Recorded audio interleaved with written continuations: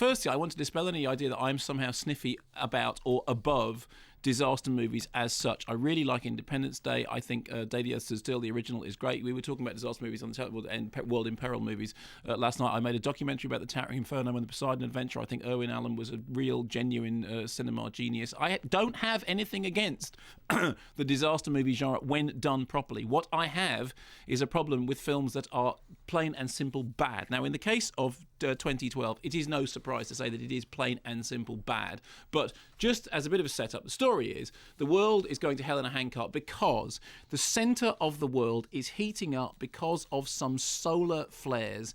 And that means that the molten core is going to change and you're going to get crust movement. So everything's going... Here's a clip, it'll explain it. The temperature of the subterranean crust, that is the cement that holds our landmass in place, is increasing at a rapid rate much faster than anticipated. As a result, we've observed extreme polar instability. The magnetic fields have decreased by more than 80% in the last 48 hours. How much time do we have, Dr. Helmsley? 2, maybe 3 days if we're lucky. How can you speak about luck in such a situation? Apologies, Mr. Prime Minister. I meant no disrespect. I'm afraid the longer we wait, the more luck plays its part. How much longer do we have? I know, but you can see... Mr. So already you get this sense, it's an American movie with the American worldview, is that there is America, and then there's a bunch of countries in which people talk with funny accents like this, and there is one moment in it in which they're talking about... Because the story is, okay, world is going to come to an end. Oh, blimey, what are we going to do? It turns out that some ships are being built that will save the remnants of humanity. I'm not giving away too much of the plot because this is all in the trailer. And the question then about who is going to get on the ships that are going to save humanity. And... there is one bit in it in which it turns out that the American leader is going to go down with the ship. He's going to go down with the Earth. If the ship's going to go down, then there's no. He's going to go down with the Earth. And somebody says, and we've already seen the Queen scuttling onto one of the ships. And somebody says, oh yes, Which Queen? Our Queen. Yes, but the Italian Prime Minister is apparently staying. Eh? What?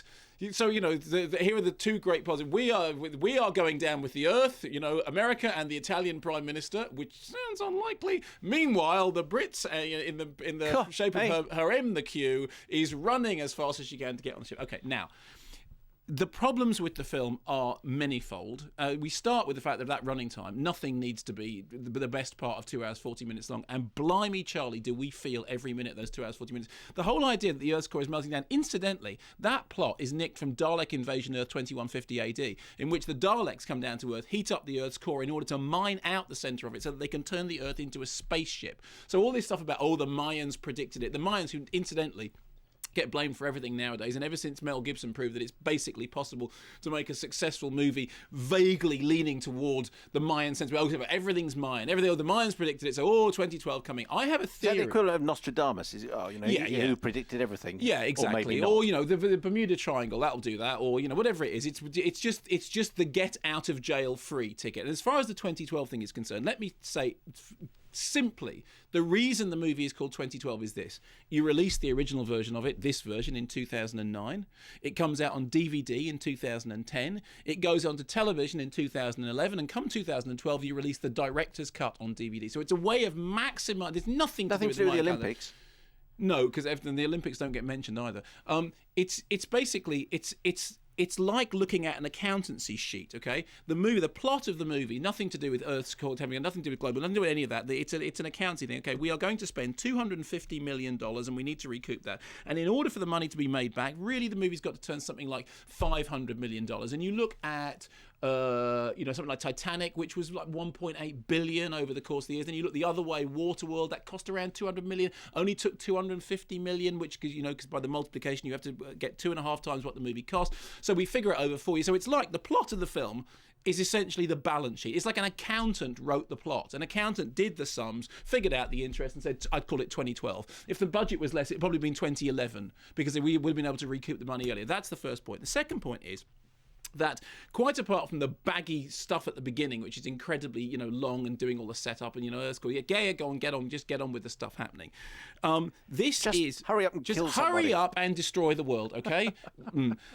What you get is this almost farcical checklist of all the things that you've seen before in disaster movies. I started to list them down. And it's just so quite apart from the fact that obviously all disaster movies owe something to the Cecil B. DeMille, biblical epics in which bad stuff happens and then there's a flood, or bad stuff happens and there's a rain of fire, Sodom and Gomorrah, all that sort of stuff happens. Fine. So that's where that's the template of it. But okay, in 2012 we have the tidal wave, which comes from Deep Impact and a bunch of other films. We have the ocean liner turning over, which is the Poseidon Adventure. We have the fiery buildings falling down, which is Towering Inferno, and obviously seen to be post 9/11, which incidentally the BBFC mentioned in their report. We have the cracks in the pavements appearing and the cars falling down and the people falling down to them, which is Earthquake, which is the Charlton Heston movie. We've got we've got the Black President, because that obviously now happened since Deep Impact. That is the rule of that's how that has to work. We've got the relationship getting sorted out. This is the most important thing. The relationship getting sorted out because there's also the dog getting out of the fiery inferno, which I think is from Volcano, but is the rule of disaster movies: you can't kill the dog. Okay, you can't kill the dog.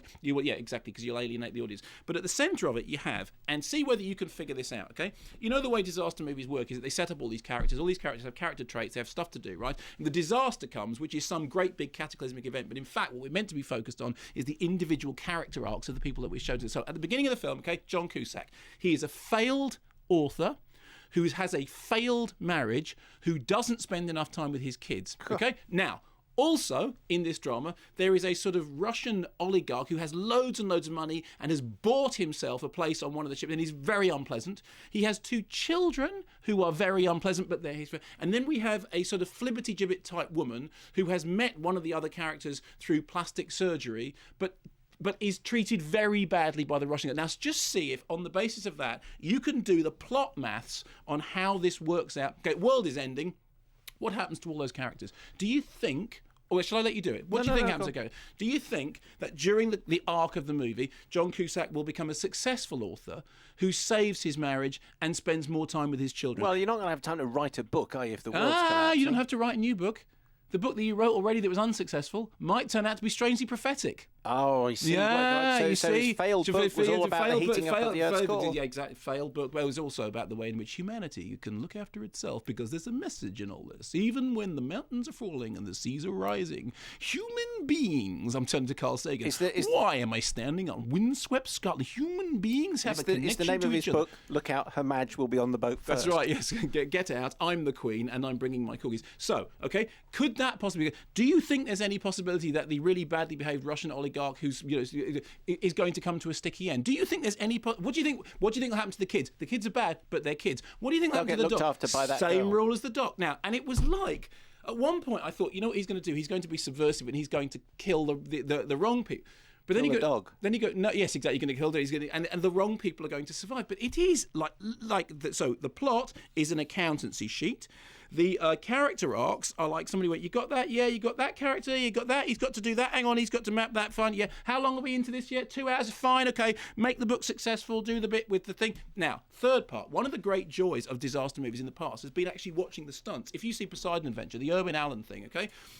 The scene in Poseidon Adventure when the boat turns over, it was at that time the biggest single drop that a stuntman had ever done. The guy's hanging onto the table and he falls through the boat and he lands in the chandelier, because the whole thing about Poseidon Adventure is up, it comes down, right? And you go, wow, I saw the Poseidon Adventure 4 or 5 times at the ABC Honest Grove, because the stunts, incredible stunts, right? And Towering Inferno, the bit when they're hanging on the, on the bosun's boy, and that people have really orchestrated these things well, and even if it's model work, it's good model work.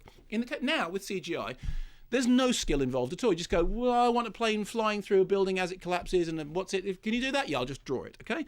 There was in that review of Terminator Salivation, in which Jeff Smith from Radio 1 had liked it because he said, it's incredible, a helicopter's crashing and a camera goes through the helicopter. You go, yeah, it's CGI, nobody cares, anybody can do that. Nowadays, it's CGI, just go, what can you think of? I can think of a 3-headed Hydra coming out of the back of a jet plane, and it doesn't make any difference. I'll just draw it and I'll just do it. So, you don't get any of that thrill that you ever got in disaster movies of actually watching people do stunts, actually watching things actually happen. You don't get the sense that you did with Live and Let Die. Remember when the car goes up and jumps over the river in a real car, really jumps over a real river. Okay, it's a stunt driver. Okay, it's a stunt car. Okay, they've set it up. Doesn't make any difference. You still went, wow, look at that. A real car really did this. But with this, the planet's falling apart and the buildings are coming down and the airplane's going up. And you're just going, yeah, but you just drew that on a computer and I'm not very interested. Plus, there is a basic rule which goes like this. Any cataclysmic disaster, really genuinely cataclysmic disaster, has after effects that last longer than 17 days. Sorry, that's just how it works, okay? You cannot get over cataclysmic disasters in and you cannot do happy, oh, well, that's all right then, most of the world wiped out, but blimey, so without... You're not giving too much away. No, I'm not giving it, because the end of the world movie. End of the world movie. You are paying to see an end of the world movie about the end of the world. Only with moderate threat. Made by somebody who saves the dog. Now, you can figure out for yourself, in that case, what happens in 2012.